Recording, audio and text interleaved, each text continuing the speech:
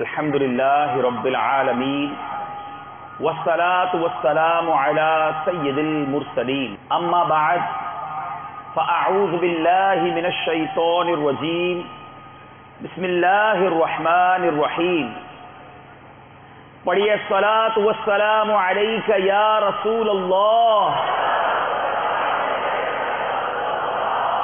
وعلى آلك وأصحابك يا حبيب الله الصلاة والسلام عليك يا نبي الله وعلى آلك وأصحابك يا نور الله. سرکار دو عالم صلی اللہ علیہ وسلم کا فرمان عالی شان ہے، نیت المؤمن خیر من عملی. انٹینشن آف مومن بیٹر دین ایکشن. مومن کی نیت اس کے عمل سے زیادہ بہتر ہے. سب سے پہلی نیت یہ کرتے ہیں کہ اللہ کی رضا کے لیے اول تا آخر اجتماع میں شرکت کروں گا. کہیے انشاءاللہ. توجہ سے، دھیان سے، کانشیس کے ساتھ بیان سنوں گا. اپنے موبائل فون کے استعمال سے بچتے ہوئے بیان سنوں گا. اپنے موبائل فون کو سائلنٹ کر دیجئے. موبائل جیب سے نکال کر چیک کر لیجئے. بعض اوقات ہمیں لگتا ہے کہ موبائل سائلنٹ ہے لیکن ہوتا نہیں ہے. تو جس کے پاس موبائل ہے وہ چیک کر لے اور اپنے موبائل فون کو سائلنٹ کر دے. اسی طرح ایک اور نیت کر لیں کہ بیان کی تعظیم کی نیت سے دو زانوں بیٹھ کر بیان سنوں گا. درود پاک پڑھنے کے بے شمار فضائل و برکات ہیں. There are so many blessings to recite درود پاک on پیارے آقا علیہ الصلوۃ والسلام. آج آپ کی بارگاہ میں ایک بڑا ہی خوبصورت ویری بیوٹیفل اسٹوری پیش کروں گا. دو فرینڈس تھے، دو دوست تھے. انہوں نے آپس میں ایک دوست نے دوسرے فرینڈ سے قرض لیا، لون بورو کیا 3000 دینار for 1 month period. Time limit is 1 month. پھر 1 مہینہ پورا ہو گیا تو دوسرے دوست نے آسک کیا، مانگا میرے پیسے دے دو. اس نے کہا میرے پاس پیسے نہیں ہیں، میرا کاروبار ڈیمولش ہو گیا، I have no money. First friend نے کورٹ میں جا کر کیس کر دیا کہ میرے بندوست نے مجھ سے 3000 دینار لیے، اب ٹائم پورا ہو گیا، واپس نہیں دے رہا. جج نے اس کو بلایا اور کہا کہ 30 days کے اندر you have only more 30 days and within 30 days you have to pay back the loan. تمہیں 30 دن میں پیسے واپس لوٹانے. اب یہ غریب شخص پریشان سوچنے لگا کہ نہ بزنس ہے نہ کوئی ارننگ ہے. how I pay a 3000 dinar such a big amount in just 30 days. مگر اس نے یہ سوچا کہ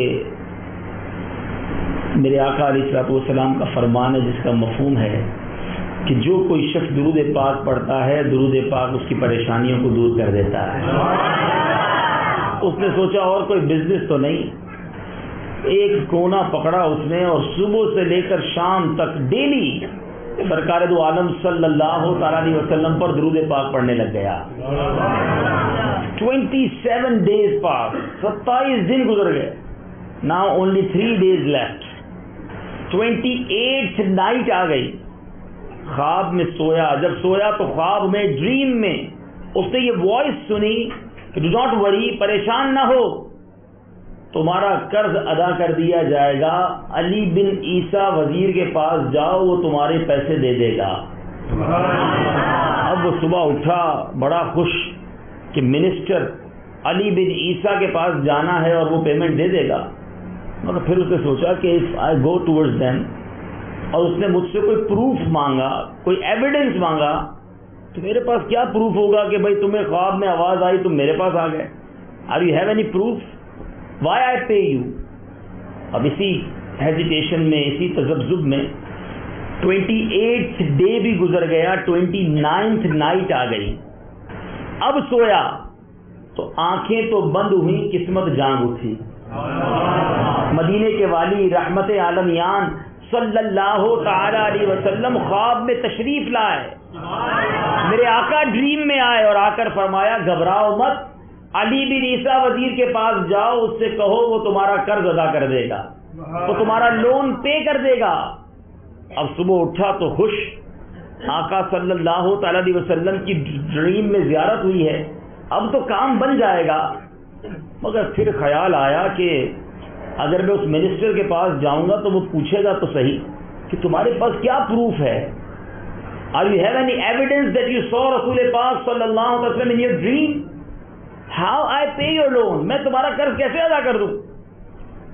اب اسی ہیزیٹیشن میں، اسی تذبذب میں 29th ڈے بھی گزر گیا، 30th نائٹ آ گئی، the last night before justification.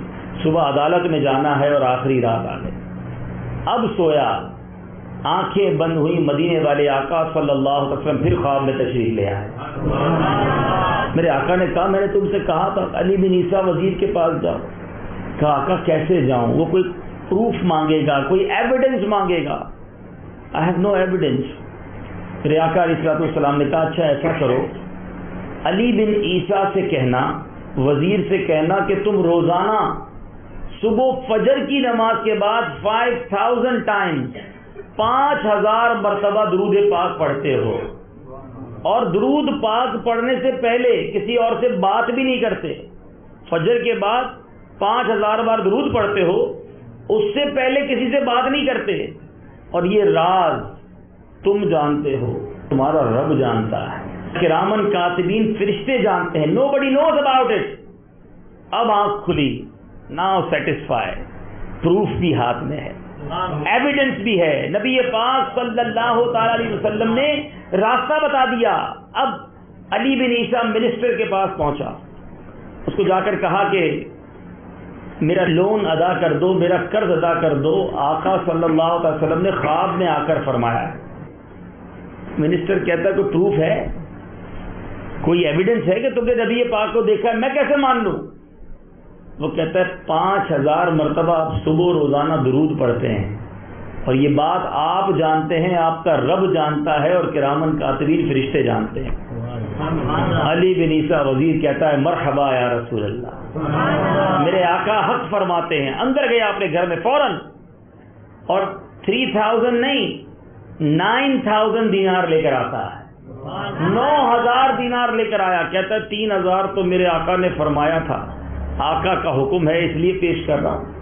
3000 آپ نے میرے یہاں قدم رکھے، اس نذرانے کے طور پر پیش کر رہا ہوں. 3000 اور اس لیے دے رہا ہوں کہ اس سے کچھ کاروبار کر لیجئے، اپنے بچوں کو کچھ چیزیں دلوائیے، اور ایک پرومس بھی کیجئے، ایک وعدہ بھی کیجئے کہ اب زندگی میں جب بھی کوئی مشکل آئے گی مجھے ضرور یاد کرو گے. میں تمہارا بردر ہوں، تمہارا بھائی ہوں، مجھے یاد کرنا. اب وہ دیوانہ خوشی خوشی سیدھا عدالت میں پہنچا. جج بھی انتظار میں، جو جج ہے وہ بھی ویٹ کر رہا ہے، جس نے کیس کیا تھا پٹیشن فائل وہ بھی انتظار کر رہا ہے کہ کیا ہوتا ہے. یہ دیوانہ گیا اور اس نے جا کر 3000 دینار دے دیے. جج کہتا ہے اتنا جلدی، اتنی بڑی amount, how you arrange it? وہ کہتا ہے میں نے کچھ نہیں کیا، میرے آقا کا کرم ہے، میرا کوئی کمال نہیں، مدینے والے نے مدد کی ہے. جج نے کہا کیسے؟ اس عاشق رسول نے اپنا پورا واقعہ سنا دیا کہ میں تو درود پاک پڑھتا رہا، آقا تشریف لائے خواب میں، علی بن عیسیٰ کے پاس بھیجا، اس نے پیسے دے دیے. اب یہ کیس سننے کے بعد جو جج تھا اپنی سیٹ سے کھڑا ہوا، وہ بھی گھر چلا گیا. ڈیورنگ کورٹ، عدالت کے دوران وہ اپنے گھر چلا گیا. واپس آیا اور 3000 دینار اس کے ہاتھ میں دے کر کہتا ہے سارا ثواب علی بن عیسیٰ لے جائے، میں بھی اپنے نبی کا غلام ہوں، تمہارا قرض میں ادا کرتا ہوں. جج بھی عاشق رسول ہے. اچھا اب مزہ دیکھیں، جس نے کیس کیا تھا وہ کہتا ہے میں بھی آقا کا امتی ہوں، پین اور پیپر لائیں، میں اس کو اپنا لون ہی معاف کر دیتا ہوں. اب جو بندہ 3000 دینار کا مقروض ڈیبٹر، اس کے اوپر لون کا برڈن ہے، درود پاک کی برکت سے 12000 دینار لے کر اپنے گھر کو جا رہا ہے. دکھوں نے تم کو جو گھیرا ہے تو درود پڑھو. شاعر لکھتا ہے نا، دکھوں نے تم کو جو گھیرا ہے تو درود پڑھو، جو حاضری کی تمنا ہے تو درود پڑھو. صلو علی الحبیب صلی اللہ علیہ وسلم. میرے پیارے اور محترم اسلامی بھائیوں اور مدنی چینل کے ناظرین، اس وقت ہم ایسی جگہ موجود ہیں جب میں بھی زندگی میں پہلی بار آیا ہوں. دنیا کے نقشے پر دیکھیں تو یہ ملک ایک ڈاٹ کی حیثیت رکھتا ہے.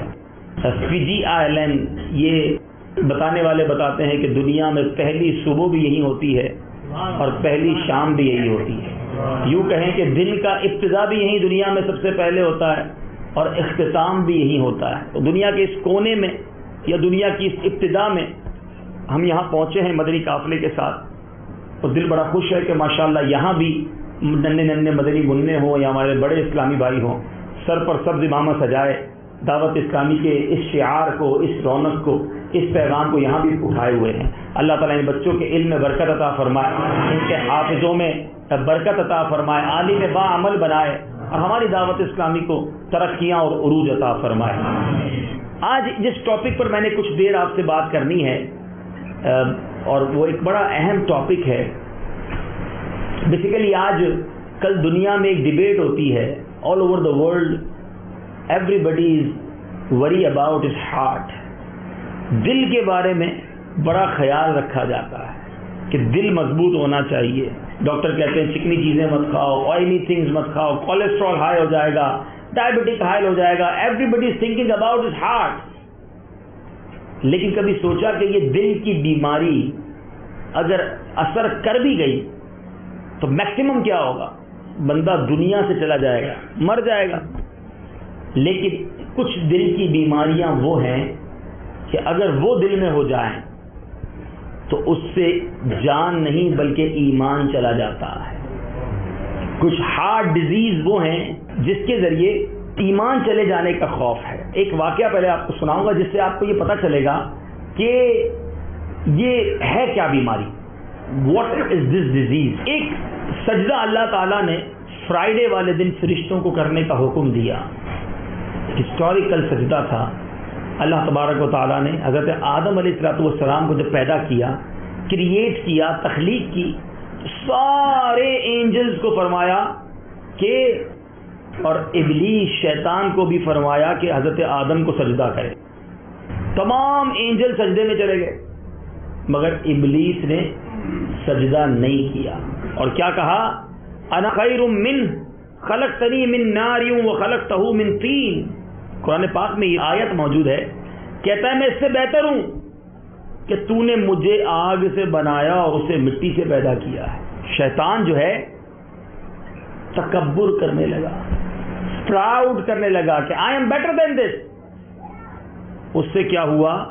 سجدہ نہ کیا، تکبر کیا، اس کی حسین صورت ختم ہو گئی، چہرہ سیاہ ہو گیا. یو نو ہو از ابلیس؟ یہ معلم الملکوت تھا، ٹیچر آف اینجل تھا، اور اس قدر مقرب تھا اللہ کی بارگاہ میں. اس کا وہ اسٹیٹس تھا کہ جب فرشتے اللہ کی بارگاہ میں آتے تو فرشتوں کی صفوں میں کھڑا ہو کر اللہ کی بارگاہ میں پیش ہوتا. مگر جب تکبر کیا، پراؤڈ کیا، اللہ نے کیا فرمایا؟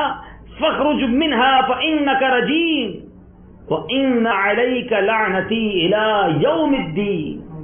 فرمایا تو جنت سے نکل جا، go out from my heaven, کہ تو راندھا، لعنت کیا گیا، اور بے شک تجھ پر میری لعنت ہے قیامت تک، ٹل دا ڈے آف ججمنٹ، لعنت ہے اس پر. اب ذرا غور کیجئے، ایک کام برا کیا اور وہ کیا کیا؟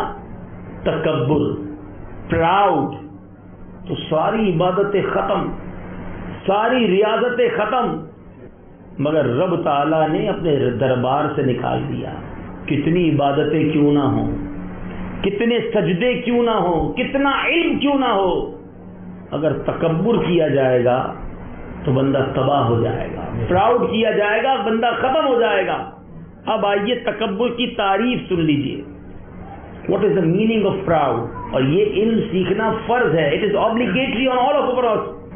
ہم سب پر سیکھنا ضروری ہے، کیونکہ یہ ایک ایسی ڈیزیز ہے کہ اگر دل میں چلی جائے تو ایمان برباد کر دیتی ہے.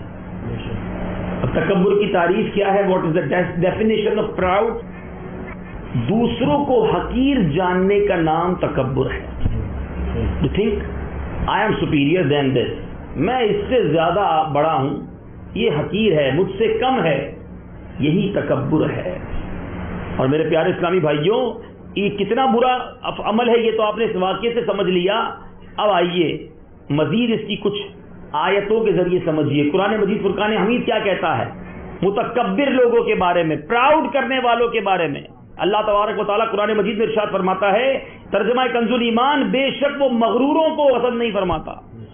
اللہ لائک ہی نہیں کرتا ان لوگوں کو جو گھمنڈ کرتے ہیں. اور سنیے میرے آقا صلی اللہ علیہ وسلم نے کیا فرمایا, بے شک قیامت کے دن, آن دا ڈے آف ججمنٹ, میرے سب سے زیادہ نزدیک اور پسندیدہ شخص وہ ہوگا. ذرا سوچئے, قیامت کے دن جو آقا کے قریب ہوگا اس کے وارے نہیں آ رہے ہیں. ہاں اس کو مزے آ جانے ہیں, کیونکہ آقا علیہ الصلوۃ والسلام نے تو شفاعت کرنی ہے. انہوں نے ہی پیاسوں کو پانی پلانا ہے, انہوں نے ہی پل صراط سے پار لگانا ہے, انہوں نے ہی پیارے اللہ عز و جل سے شفاعت دلوانی ہے, خیرات دلوانی ہے. فرمایا سب سے زیادہ نزدیک, the nearest with me on the day of judgment کون ہوگا؟ فرمایا جس کا اخلاق سب سے زیادہ اچھا ہوگا, جو مینرز والا, جو نرم, جو محبت شفقت والا ہوگا. ہمیں آقا نے فرمایا سن لو, قیامت کے دن میرے سب سے قابل نفرت اور میری مجلس سے دور وہ لوگ ہوں گے. اب میرے آقا کیا فرمانے, آسان بات نہیں. نبی پاک صلی اللہ علیہ وسلم کہہ رہے کہ میرے نزدیک سب سے زیادہ قابل نفرت, ہیٹڈ کون ہوگا؟ کہ فرمایا واہیات بکنے والے, جو بری باتیں کرتے رہتے ہیں, الٹی سیدھی باتیں کرتے ہیں. دو چار پانچ لڑکے مل جائیں, ینگسٹر مل جائیں تو لڑکیوں کی باتیں کرتے ہیں, بے حیائی کی باتیں کرتے ہیں. اسلامی بہنیں سوچیں کہ اگر وہ آپس میں ملتی ہیں تو وہ کیا باتیں کرتی ہیں. اور دوسرے نمبر پر فرمایا دوسروں کا مذاق اڑانے والے. دو چار دوست مل جائیں تو کسی مسلمان کا مذاق اڑاتے ہیں, اس کی فلم چڑھاتے ہیں, اس کی غلط نام رکھتے ہیں, اس کا دل توڑتے ہیں. اور تیسرے نمبر پر فرمایا متفیہق. صحابہ نے کہا یا رسول اللہ ہم پہچان گئے کہ واہیات بکنے والے کون ہیں, مذاق اڑانے والے کون ہیں, یہ متفیہق کون ہیں؟ میرے آقا نے فرمایا اس سے مراد ہر تکبر کرنے والا شخص ہے, گھمنڈ کرنے والا شخص بھی قیامت کے دن میرے نزدیک قابل نفرت اور میری مجلس سے دور ہوگا. کتنی بڑی پرابلم ہے یہ, کتنی بڑی بیماری ہے. لیکن اس کے بارے میں کبھی سوچا؟ ایک اور بڑی اہم حدیث پاک اور بچپن سے سنتے آ رہے, میرے آقا علیہ الصلوۃ والسلام فرماتے, مسلم شریف کی حدیث, حضرت عبداللہ ابن مسعود رضی اللہ عنہ اس کے راوی, میرے آقا فرماتے جس کے دل میں رائی کے دانے کے برابر, ایک ڈاٹ رائی کے دانے کے برابر تکبر ہوگا, وہ جنت میں داخل نہ ہوگا. He will not enter heaven. Look at how big problem it is. مگر کس کو فکر ہے؟ یہ نہیں سنا کہیں بھی کہ دل میں 5% کولیسٹرول ہوگا تو وہ جنت میں نہیں جائے گا. کولیسٹرول ہو جائے تو ٹینشن, تکبر ہو گیا کس کو ٹینشن, گھمنڈ ہو گیا یہ کس کو ٹینشن ہے.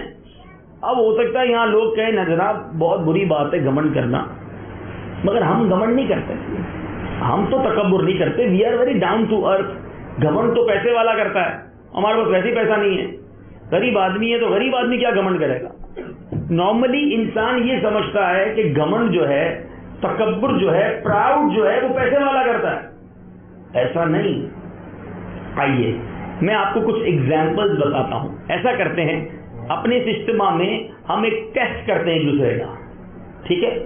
اب یہ ایک لیبورٹری ٹیسٹ ہے, خود ہی ٹیسٹ کر لیجیے گا, ہمیں جواب مت دیجیے گا. اگر جواب یس میں آتا ہے تو دیر از سم تھنگ پرابلم, کچھ گڑبڑ ہے, گھمنڈ کہیں نہ کہیں سے داخل ہو رہا ہے, ٹھیک ہے؟ اب میں کچھ ایگزامپلز بتاتا ہوں آپ کو.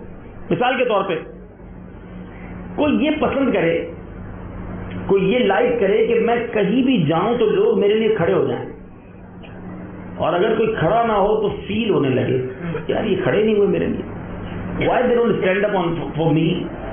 اگر دل میں یہ خیال آتا ہے اس کا مطلب کیا ہے کہ I am superior than them, whenever I come they have to be stand up for me, میرے لیے کھڑے ہو جائیں.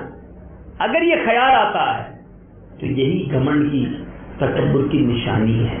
دوسری ایگزامپل, اگر یہ خیال آئے کہ جب میں بیٹھوں کہیں تو لوگ میرے سامنے کھڑے رہیں, جب تک میں بیٹھا رہوں یہ کھڑے رہیں.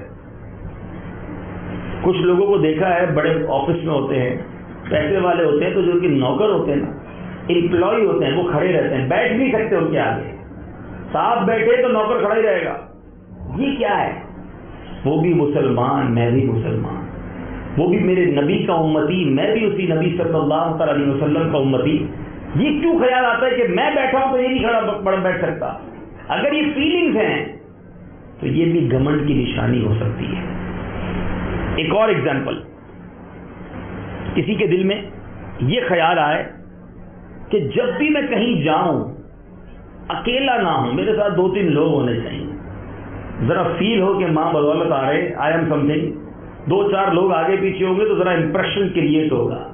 اکیلے جانے میں اپنی شان کم ہوتی ہوئی محسوس ہو، تو یہ بھی گھمنڈ کی نشانی ہے.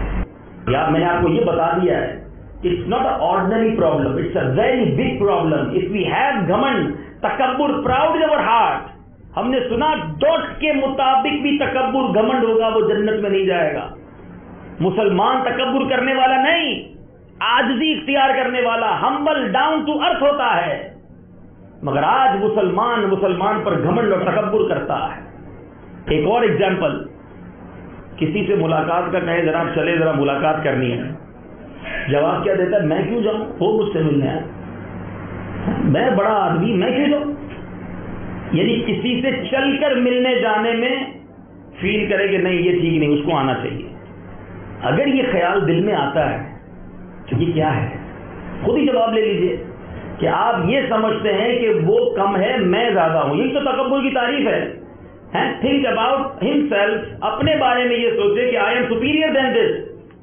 یہی پراؤڈ ہے، یہی گھمنڈ ہے. اچھا، ایک اور ایگزامپل، کوئی برابر میں آ کے بیٹھ جائے، غریب آدمی، پرانے سے کپڑے ہوں، اس کا کوئی نام بھی نہ ہو، ہمارے برابر میں آ کے بیٹھ جائے. اب یہ فیل ہونا کہ یار یہ کہاں بیٹھ گیا میرے برابر میں، اس کو تو نہیں بیٹھنا چاہیے تھا، یہ میں کہاں اور یہ میرے برابر میں بیٹھا ہے. کھڑا کر دیتے ہیں لوگ، چلے آپ کھڑے ہو جہاں بیٹھ جائیں. اور بیٹھتا ہے تو بول نہیں سکتے، لیکن دل میں برا خیال آتا ہے. واٹ از دس؟ اپنے آپ سے پوچھ لو یہ کیا ہے. یعنی آپ اپنے آپ کو اس سے زیادہ اچھا سمجھ رہے، جبھی تو اس کو نہیں بٹھا رہے. غریب ہے، پیسہ نہیں ہے، اس کے پاس اچھے کپڑے نہیں ہیں، مگر وہ میرے نبی کا امتی ہے. یہ کیوں خیال آتا ہے؟ مجھے بنی اسرائیل کے ایک بہت بڑے عابد، ویری پائس پرسنالٹی، سجدہ گزار، عبادت گزار کا واقعہ یاد آ گیا. وہ اتنا پائس تھا، وہ اتنا نیک تھا کہ وہ جدھر جاتا ایک بادل کا ٹکڑا اس کے ساتھ سایہ کرتا. Always the part of cloud, a piece of cloud اور ہز ہیڈ، شیڈو کرتا اس پر، سایہ کرتا. ایک دن وہ نیک آدمی کہیں بیٹھا تھا اوپر بادل کا ٹکڑا. ایک گناہگار شخص کہتا ہے یار اتنا نیک آدمی ہے، میں بھی اس کے پاس بیٹھ جاتا ہوں جا کے تھوڑی دیر، اس پر اللہ کی رحمتیں برسیں گی، مجھ پر بھی برس جائیں گی، میرا بھی بیڑا پار ہو جائے گا. وہ آ کر اس نیک بندے کے برابر میں بیٹھ گیا. لک ایٹ دا انٹینشنز. اس کی نیت کتنی اچھی ہے کہ میں نیک آدمی کے برابر میں بیٹھوں گا تو میرا بیڑا پار ہو جائے گا. اس نیک آدمی کے دل میں کیا خیال آیا؟ کہتا میں اتنا نیک اور یہ زمانے کا گناہگار میرے برابر ہے. اس کی نیت خراب، اس کی نیت اچھی. جب دونوں کھڑے ہوئے تو جب گناہگار ادھر گیا، نیک ادھر گیا، تو بادل کا ٹکڑا گناہگار کے ساتھ جانے لگ گیا. اس زمانے کے نبی پر یہ وحی آئی، جا کر دونوں سے کہہ دو اپنے اپنے عمل کو دوبارہ سے اسٹارٹ کرے. اس نے جو گھمنڈ کیا، تکبر کیا، اس کی وجہ سے اس کی ساری نیکیاں ختم، اور اس نے جو عاجزی اختیار کی، اللہ نے اس کی برکت سے اس کے سارے گناہ معاف کر دیے. کون سی ہیبٹ ایسی ہے، کون سی عادت اچھی ہے جو اللہ کی بارگاہ میں مقبول ہے؟ عاجزی، انکساری، اللہ کی بارگاہ میں توبہ کرتے رہنا، اپنے آپ کو کچھ سمجھنا یہ رب کو نہیں پسند. مگر آج مسلمان کہنے والوں نے آپس میں اسٹیٹس تقسیم کر لیے، میں پیسے والا، یہ غریب، یہ مسکین، میں جناب کچھ مرتبے والا. یہ کبھی بھی دل میں نہیں آنا چاہیے. یہ اسلام کا طریقہ نہیں. نبی پاک صلی اللہ علیہ وسلم کا اسٹیٹس کیا ہے؟ کبھی سوچا؟ نبیوں کے سردار میرے آقا وہ ہیں جن کے لیے ساری دنیا بنائی گئی ہے. جنت کے مالک میرے آقا کے ہاتھ میں دنیا کے خزانے. مگر میرے آقا کی بارگاہ میں کوئی غلام آتا، کہتا آقا گھر پہ کھجور ہے اور پرانی چربی ہے، دعوت بھی دیتا، مینیو بھی بتا دیتا. ایک اور تکبر کی اگزامپل دے رہا ہوں آپ کو. امیر دعوت دے، بندہ پہلے سے پہنچ جائے. کوئی غریب انوائٹ کرے، ٹائم نہیں ہے، I am very busy, you know my schedule, always busy. آج کل بڑا بزی چل رہا ہوں، غریب کے پاس جانے کا ٹائم نہیں. اور امیر انوائٹ کرے تو دوستوں کو بھی بولتے دیکھو یاد رکھنا یار، بھول نہ جاؤں، مجھے ذرا ریمائنڈ کرا دینا، ادھر دعوت میں جانا ہے، تم اکیلے مت چلے جانا، مجھے بھی لے جانا. کپڑے بھی استری کروائے گا، پرفیوم بھی نکالے گا. اور یاد رکھے امیر کے یہاں نہ جائے نا، کوئی پرابلم نہیں، کوئی یاد رکھ نہیں رکھتا، اس کو ضرورت بھی نہیں ہے. کبھی کسی غریب کے یہاں چلے جاؤ، زندگی بھر یاد رکھے گا، اور اس کی دل سے دعا لگ گئی نا تو بیڑا پار ہو جائے گا. تو خوش ہو گیا کہ مولا اس نے میری عزت رکھی ہے تو اس کی عزت بلند فرما. رب کریم اس کی دعا سے نہ جانے کتنے درجات آپ کے بلند فرما دے گا. ہم کیوں نہیں جاتے غریب کے یہاں؟ یار کھانے میں پتہ کیا ملے گا، سادہ سا گھر ہوگا، پرانا سا دفتر خان ہوگا، کیا مزہ آئے گا، کوئی ملنے ملانے والا بھی نہیں ہوگا. میرے آقا کون ہے؟ Look at the status, there is no comparison between اس اینڈ رسول پاک صلی اللہ علیہ وسلم. میرے آقا کا کیا مرتبہ، ہم تو ان کے قدموں کی دھول کے برابر بھی نہیں ہیں. کوئی کمپیریزن ہی نہیں، کہاں تم ہو کہاں ہم ہیں، کوئی کمپیریزن نہیں. مگر ایک غلام آتا ہے، کہتا ہے یا رسول اللہ گھر پہ آئیے، پرانی چربی ہے اور کھجور کھلاؤں گا. دعوت کون دے رہا ہے؟ غلام. اور مینیو بھی بتا رہا ہے. ہمیں کوئی بولے دال چاول کھلاؤں گا تو ٹائم نہیں ہے، کھانے میں کیا ہوگا پہلے یہ بتاؤ. وہ پہلے سے ہی بتا رہا ہے پرانی چربی. میرے آقا کی عاجزی دیکھو، اس کے گھر تشریف لے جاتے ہیں. وہ آقا ہو کر غلام کے یہاں جائیں، میں امتی ہو کر امتی کے گھر نہیں جاتا. واٹ از دس؟ یہ گھمنڈ نہیں، یہ تکبر نہیں، کہیں برباد نہ کر دے. میرے پیارے اسلامی بھائیوں، یہ تفریق اسلام نے نہیں پیش کی. آج کوئی غریب برابر میں بیٹھے جس کا کوئی نام نہیں، ہم اپنے برابر میں بٹھانا پسند نہیں کرتے. میرے آقا وہ ہیں کہ اپنی سواری کے پیچھے اپنے غلام کو بٹھا لیا کرتے تھے. اپنے غلاموں کے ساتھ جب قافلے میں جاتے، کسی غزوے میں جاتے تو کام تقسیم کرتے، تم کھانا پکانا، تم برتن دھونا، تم یہ کام کرنا، اچھا میں لکڑیاں کاٹ کے لاؤں گا. غلام کہتے آقا آپ آرام کریں، آپ لکڑیاں کاٹیں گے؟ فرمایا نہیں، میں تمہارا ساتھی ہوں، مجھے بھی ثواب کی ضرورت ہے، میں اپنا کام خود کروں گا. نبی پاک اپنے غلاموں کے ساتھ لکڑیاں کاٹنے تشریف لے جاتے. آج ہم سامان اٹھانے کے لیے تیار نہیں ہوتے. ایک اور تکبر کی اگزامپل دے رہا ہوں. اگر اپنا سامان اٹھانے کا دل نہ چاہتا ہو نا، میرا میں کیوں اٹھاؤں، یہ اٹھائے. اپنا سامان اٹھانے میں اگر آپ کو لگتا ہے کہ کچھ مزہ نہیں آ رہا تو سمجھ لو اندر ایک وائرس آ گیا ہے، بیکٹیریا آ چکا ہے گھمنڈ کا، اور یہ اندر ہی اندر تباہی مچا رہا ہے. مجھے کیوں اچھا نہیں لگتا کہ میں اپنا کام خود کروں. میرے آقا اپنے جوتے خود سی لیتے ہیں. بی بی عائشہ صدیقہ رضی اللہ تعالیٰ عنہ کے ساتھ گھر کے کاموں میں ہاتھ بٹاتے. آج ہم گھر کے کام میں کوئی ہاتھ نہیں بٹاتے. بھائی تمہارا کام ہے، بیوی کو کیا بولتے، تم کرو، تمہارا کام میں نہیں کرتا. تو یہ سب سوچنے والی بات ہے. اور یاد رکھیے اپنی فیملی کے ساتھ ہمارا ایٹیٹیوڈ سب سے اچھا ہونا چاہیے. سب سے زیادہ حقدار، سب سے زیادہ حق، ہماری محبت، ہماری شفقت اور ہمارے لو اور رسپیکٹ کے حقدار کون ہیں؟ ہماری فیملی ہے. ماں باپ، بیوی، بچے.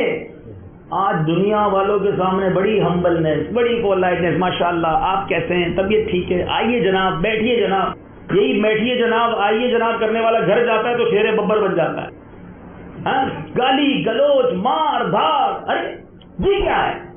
پھر ہم کہتے ہیں گھر والے ہماری رسپیکٹ نہیں کرتے. آپ نے کب گھر والوں کی رسپیکٹ کی ہے؟ سرکار دو عالم صلی اللہ تعالی علیہ وسلم کا فرمان ہے تم میں بہترین وہ ہے، دا بیسٹ امنگسٹ یو، جو اپنی فیملی کے ساتھ اچھا ہے. اور پھر کیا فرمایا، سن لو میں تم سب سے زیادہ اپنی فیملی کے ساتھ زیادہ اچھا ہوں. میرے آقا کی سیرت تو پڑھیں، اپنی ازواج کے ساتھ کتنی محبت، کتنی شفقت، ان کے ساتھ ہاتھ بٹانا. بچے آتے تو بچے نبی پاک سے پیار فرماتے. ارے میرے آقا علیہ الصلوۃ والسلام اپنے خاندان والوں کے کام میں ہاتھ بٹاتے. مگر آج ہم ہیں گھر جائیں تو گھر والے لرزنے شروع ہو جاتے ہیں.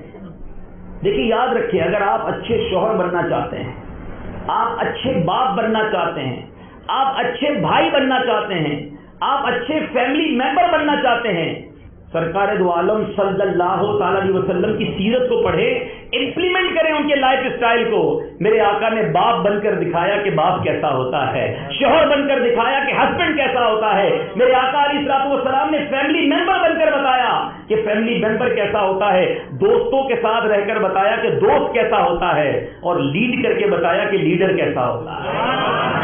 تو آپ جو بننا چاہتے ہیں, what ever you need in your life, just follow the footsteps of رسول پاک صلی اللہ علیہ وسلم, you will be successful. آپ ناکام نہیں ہو سکتے. میرے آقا کی سیرت میں وہ تمام پہلو موجود ہیں, مگر بات چل رہی ہے گھمنڈ کی.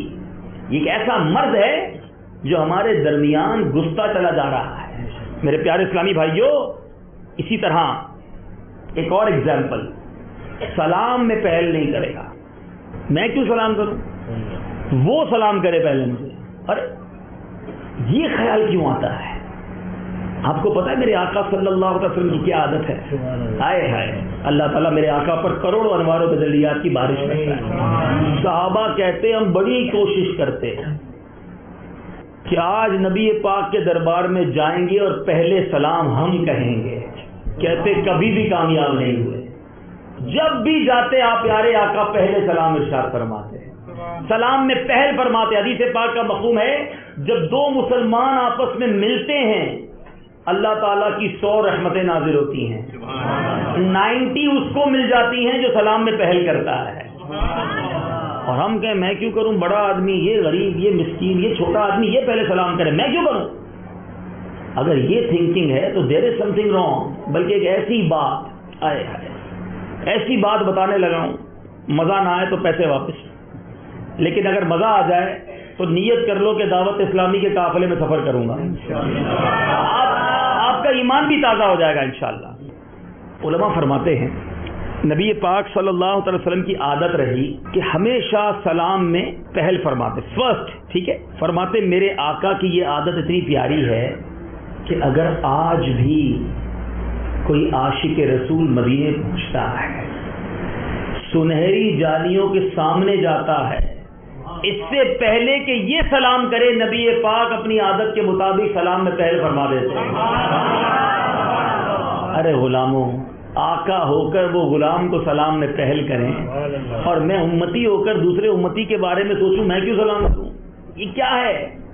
یہ اسلام کی تعلیمات نہیں, یہ نبی پاک صلی اللہ تعالی علیہ وسلم کا طریقہ نہیں, یہ گھمنڈ ہے. کبھی بھی یہ مت سوچنا کہ میں کیوں سلام میں پہل کروں. میرے آقا بچوں کو سلام میں پہل فرماتے, اور ہم کہتے ہیں یہ چھوٹا, یہ غریب, میں اس کو سلام کروں. میرے پیارے اور محترم اسلامی بھائیوں, یہ وہ ایک اور ایگزامپل جو میں نے آپ کو دی. اسی طرح بعض اوقات کوئی نصیحت کرے, کوئی سمجھائے, بھائی آپ میں یہ غلطی ہوئی ہے, آپ نے یہ مسٹیک کی ہے. بندہ سوچے مسٹیک مان لوں گا تو میری عزت گئی, اس سے مسٹیک سمجھ لوں. یہ ہوتا کون ہے مجھے سمجھانے والا؟ میں اتنا ایکسپیرینس آدمی, یہ مجھے سمجھانے آیا ہے, حالانکہ غلطی ہوتی ہے پھر بھی نہیں مانتا, کیونکہ اپنی شان تھوڑی سی کم ہوتی بھی محسوس ہوتی ہے. ایسا نہیں ہونا چاہیے. اب میں آپ کو 8 سبب بتا رہا ہوں, 8 کارن بتا رہا ہوں. وہ کیا 8 ریزن ہیں جس کی وجہ سے گھمنڈ کیا جاتا ہے. پہلا ریزن, اور وہ ہے علم. کیا ہے؟ ہاں, علم بھی گھمنڈ کراتا ہے. اب آپ بولیں گے یہ کیسے ہو سکتا ہے؟ عالم ہو جائے بندہ, علم والا ہو جائے, اب وہ دوسروں کو جاہل سمجھنے لگتا ہے. یہ جاہل, میں اس سے کیا بات کروں, میں علم والا. اگر دل میں یہ خیال ہو جائے, میرے آقا علیہ الصلوۃ والسلام فرماتے ہیں من قال انا عالم فهو جاہل, جو کہے میں عالم ہوں وہ جاہل ہے. سمجھ لو کہ وہ جاہل ہے. اپنے منہ میاں مٹھو نہیں بننا. تو علم جو ہے نا وہ بھی گھمنڈ لاتا ہے. اللہ تعالیٰ ہمیں علم عطا فرمائے, مگر علم کی آفتوں سے محفوظ فرمائے. جبھی علم نافع کی دعا کی جاتی ہے, یا اللہ ہمیں نفع والا علم عطا فرمائے, ہمیں عالم با عمل بنا دے. فقط علم جو ہے, علم مل جائے اور تکبر آ جائے, علم مل جائے اور گھمنڈ آ جائے, تو اس علم کا کوئی فائدہ نہیں. تو اگر اللہ نے علم دیا ہے, خاص کر میرے بچے جو علم حاصل کر رہے ہیں, ہمیشہ بیٹا علم حاصل کرنا اور عاجزی بھی اختیار کرنا, کہ دانا خاک میں مل کر گلے گلزار, اپنے آپ کو ڈاؤن ٹو ارتھ رکھنا, عاجزی کا پیکر رکھنا. ارے میرے آقا نبیوں کے سرور ہیں, میرے امیر اہل سنت لکھتے ہیں تیری عاجزی پہ لاکھوں، تیری سادگی پہ لاکھوں ہو سلام عاجزانہ، مدنی مدینے والے ہے چٹائی کا بچھونا، کبھی خاک ہی پہ سونا کبھی ہاتھ کا سرہانا، مدنی مدینے والے کبھی جو کی موٹی روٹی تو کبھی کھجور پانی، تیرا ایسا سادہ کھانا، مدنی مدینے والے۔ دیر از دا فرسٹ ریزن آف گمنڈ علم۔ سیکنڈ ریزن کیوں گمنڈ آتا ہے، علماء لکھتے ہیں عبادت کی وجہ سے بھی گمنڈ آتا ہے۔ ہاں سجدے کرے، روزے رکھے، عبادتیں کی، بندہ کہتا ہے میں نمازی یہ بے نمازی، میں عبادت رکھنے والا یہ تو کچھ کرتے ہی نہیں، مسجد بھی نہیں آتا، اپنے آپ کو سپیریئر سمجھنے لگا، اپنے آپ کو کچھ سمجھنے لگا۔ عبادت تو شیطان نے بھی کی تھی، سجدے تو کتنے کیے، کتابوں میں آتا ہے زمین پر اس پوری ارتھ پر کوئی ایسی جگہ نہیں تھی جہاں شیطان نے سجدہ نہ کیا ہو، مگر گھمنڈ نے کہاں پہنچایا، لعنتی ہو گیا، مردود کر دیا گیا۔ عبادت کرنا ہے مگر گھمنڈ نہیں، میں روزے دار، میں عبادت گزار، میں سجدہ گزار، میں تلاوت کرنے والا، یہ تو کچھ بھی نہیں کرتا۔ ارے تمہیں کیا پتا کہ یہ ساری عبادتیں کہیں قیامت کے دن تیرے منہ پہ نہ مار دی جائیں۔ ایک بزرگ کے بارے میں آتا ہے، بیٹے کے ساتھ اپنے سن کے ساتھ ٹریول کر رہے تھے، ٹریول کے دوران تہجد کے لیے باپ اور بیٹا اٹھے اور نماز پڑھی۔ غالب حضرت سفیان ثوری رحمۃ اللہ تعالی کا واقعہ ہے، تہجد میں اٹھے، نماز پڑھی، بیٹا کہتا ہے ابا جان یہ سارے لوگ سوئے ہیں، انہوں نے تہجد نہیں پڑھی۔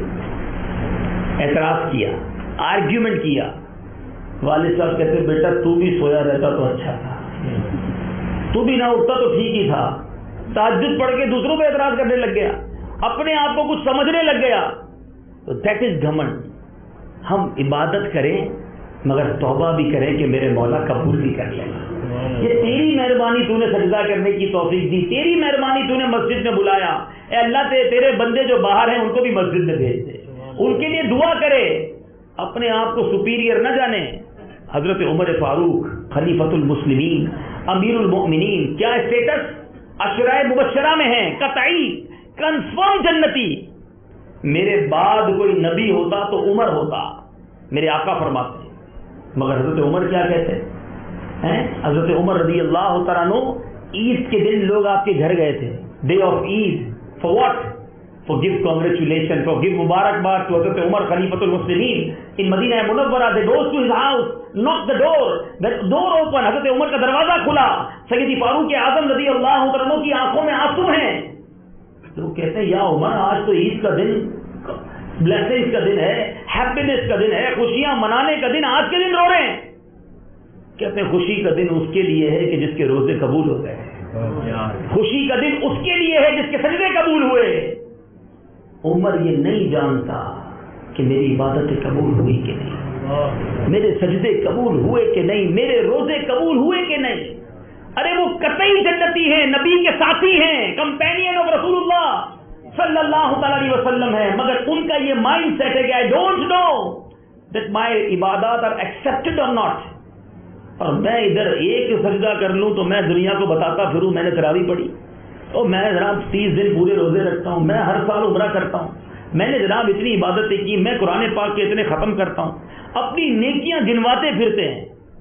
کسی سے پوچھو جناب کیا حال ہے آپ کے، ٹھیک ہیں ماشاءاللہ، ہاں الحمدللہ سب خیر ہے، سال میں 3 مہینے روزے رکھتا ہوں، 5 حج بھی کیے ہیں، 7 عمرے کیے ہیں، 2004 میں بھی میں نے ایک بچی کی شادی کروائی تھی، 5-10 منٹ میں تو زندگی کی ساری نیکیاں گنوا دے گا۔ ارے یہ کیا ہے، کیوں بتانا چاہتے ہو دوسروں کو اپنی نیکیاں؟ ہمارے اسلاف وہ تھے جو نیکیاں بھول جاتے، گناہ یاد رکھتے اور روتے رہتے کہ یا اللہ مجھ سے وہ گناہ ہو گیا تھا، ہمیں تو پتہ ہی نہیں کتنے گناہ کیے ہیں۔ تو عبادت ہے نا، یہ بھی گھمنڈ لاتی ہے۔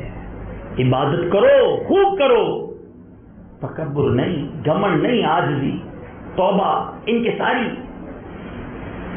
ایک اور سبب، ایک اور ریزن جو گھمنڈ لاتا ہے، اور وہ ہے میرے پیارے اسلامی بھائیوں، مال و دولت۔ جس کے پاس پیسہ آ جائے وہ گھمنڈ کرنے لگتا ہے، ناؤ میں رچ پرسن، ہی از بیگر، یہ غریب۔ کبھی بھی تکبر مت کرنا۔